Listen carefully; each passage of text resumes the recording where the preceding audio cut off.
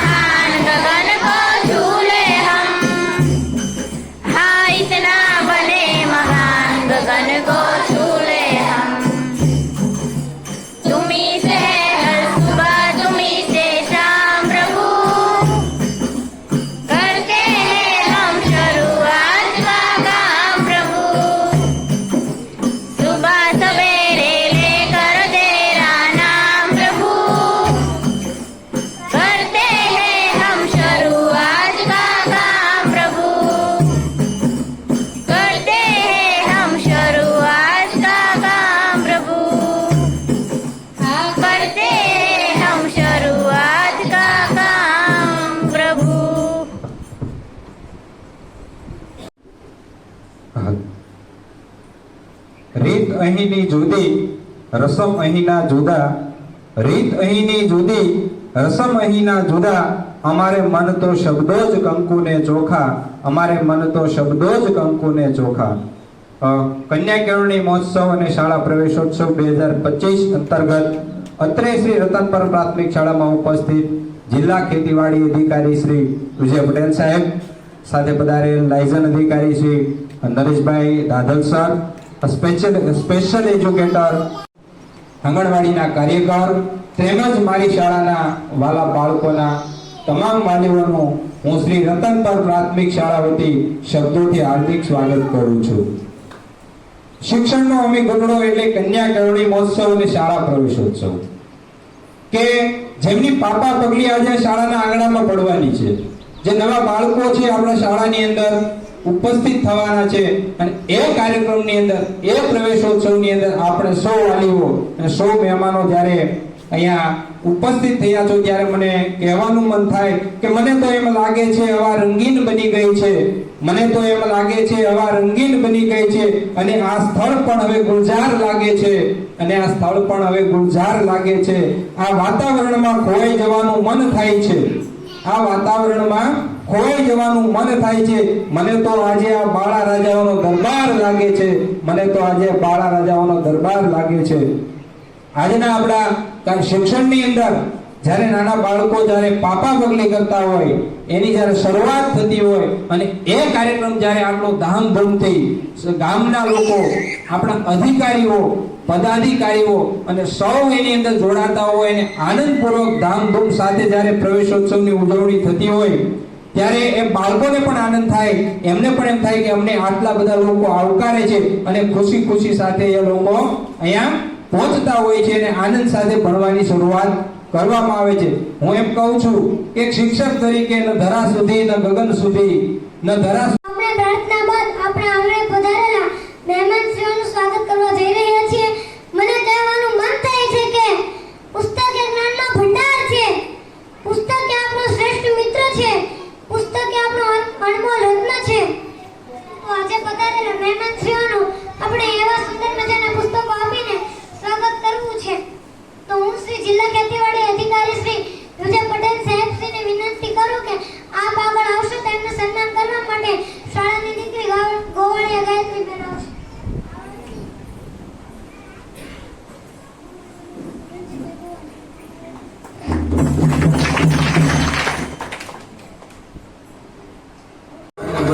पहाड़ों को मोड़ दे, तू जो चाहे नदियों के को भी मोड़ दे.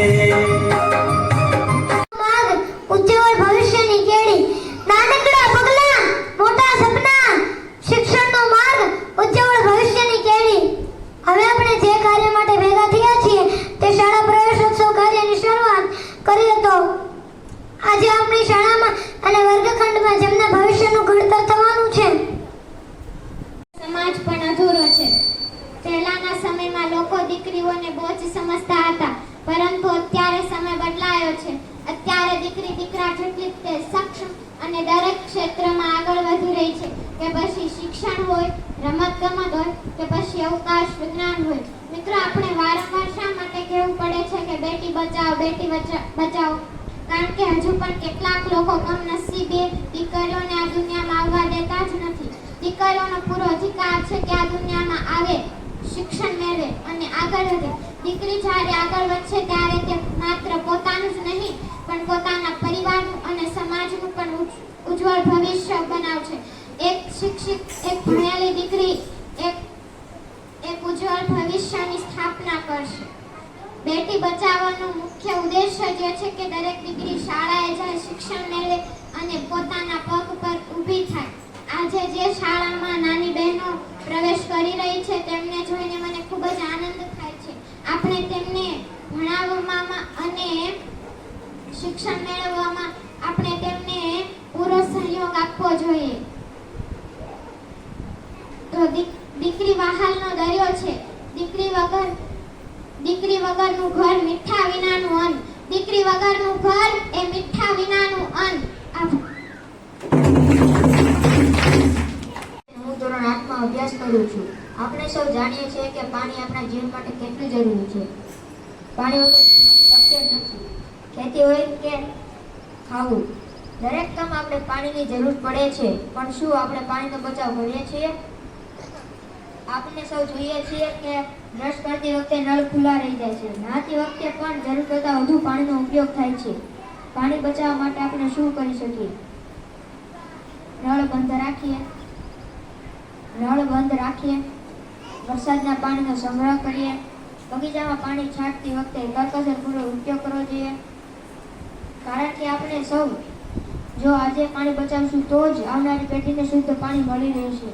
આજે જે દીકરી આજે શાળામાં પ્રવેશી રહી છે તે આ પાણી બચાવના સંદેશને પોતાના ઘર અને સમાજમાં ફેલાવી શકે છે. કારણ કે એક શિક્ષિત દીકરી સમાજને સાચી દિશા બતાવી શકે છે. યાદ રાખો, જળ એ જીવન છે. ચાલો આપણે સૌ જળ બચાવ સંકલ્પ કરીએ. આભાર.